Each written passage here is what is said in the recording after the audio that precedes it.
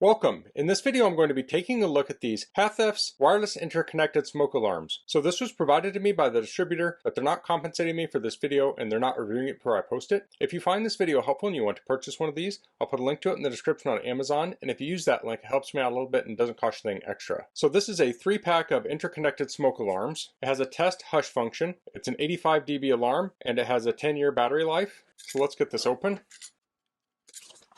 So here we have the 3 alarms. And these come connected from the factory, so you don't have to pair them up. And there's a little sticker on the package notifying you of that. I guess we had some specs in the back also we can take a quick look at. So these are photoelectric smoke sensors. Has the coverage area. Hush time is approximately 15 minutes. Here we have a box. Let's get this open.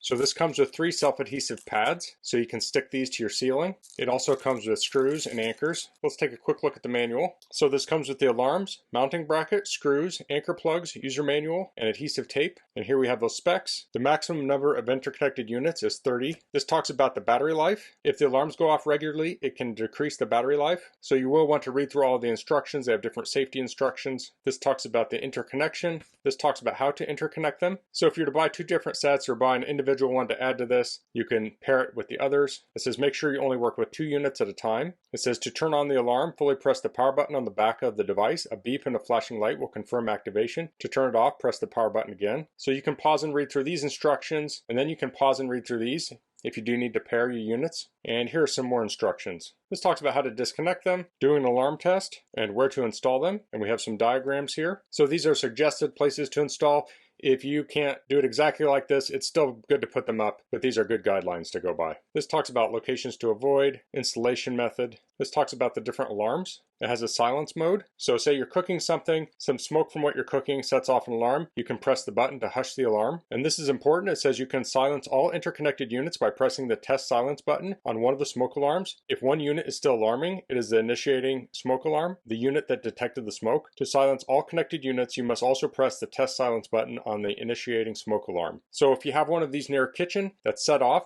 if you press the button to hush it and there's an alarm still beeping, that means there is smoke at a different detector. But most likely, if you hush it on the one that was near the kitchen, it will shut all of them off, so long as there's not a fire somewhere else in the house. And here we have maintenance and troubleshooting. So here are the alarms. So there's a little plug in here. So I'll just pull this off, and we have a backing plate, and this has places to put screws. It also has that flat area there if you want to do the self-adhesive route. We have guidelines on the back. It says test monthly, clean the outside of the device by vacuuming monthly, read the owner's manual. You can press the power button to hear the sound and see the light reaction. The red LED flashes once every 56 seconds, indicating that the smoke alarm device is working properly. And it says it has a non-replaceable battery. So these are rated at up to 10 years. So you can see these little indents here in the backing plate.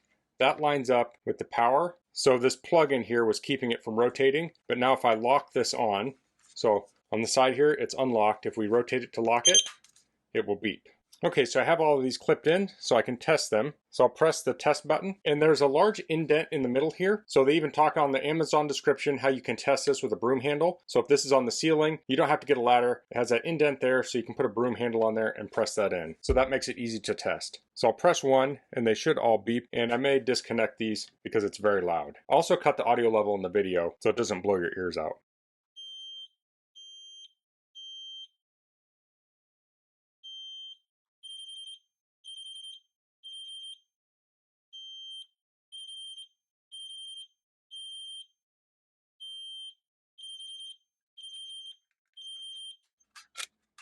Okay, so when I tested this one, the other ones went off. That's incredibly loud. So the whole point of interconnected smoke detectors is that you can have them in different parts of your house, and if a fire breaks out in one part of the house, it will alert the whole house. That can really save you a lot of time to get out before the fire spreads. So I'm going to get these installed, and I'll insert that clip now. Okay, so I've mounted the mounting plate on the ceiling here with 2 screws. So I'll take that line it up with unlock, and then I'll twist it until it's locked, and now it's activated. So I could test this now, but I'll wait till all 3 are installed to test all of them. So the smoke detector I just showed replaced an existing smoke detector, and that was adjacent to a kitchen. This is a bedroom smoke detector, and the smoke detector was on a wall before, and now I've moved it to the ceiling, or I've installed the new one on the ceiling. So I used a stud finder to find a stud here, and I screwed directly into the stud. And here's the final smoke detector in an unfinished basement. So we have the kitchen adjacent, the bedroom, and the basement. So if a fire starts down here in the basement and sets off the smoke detector, this will alert the occupants in the kitchen, which is central to the house, and in the bedroom also. Now, it wouldn't be very common that a fire would start in the bedroom and you'd be down in this basement and hear this one, but it will go off. But without an interconnected smoke detector, this could be going off in the middle of the night, and you can certainly not hear it in the bedroom, especially if you're sleeping. But the interconnected smoke detector is just feet from the bed, so the occupants of the bedroom will definitely hear it.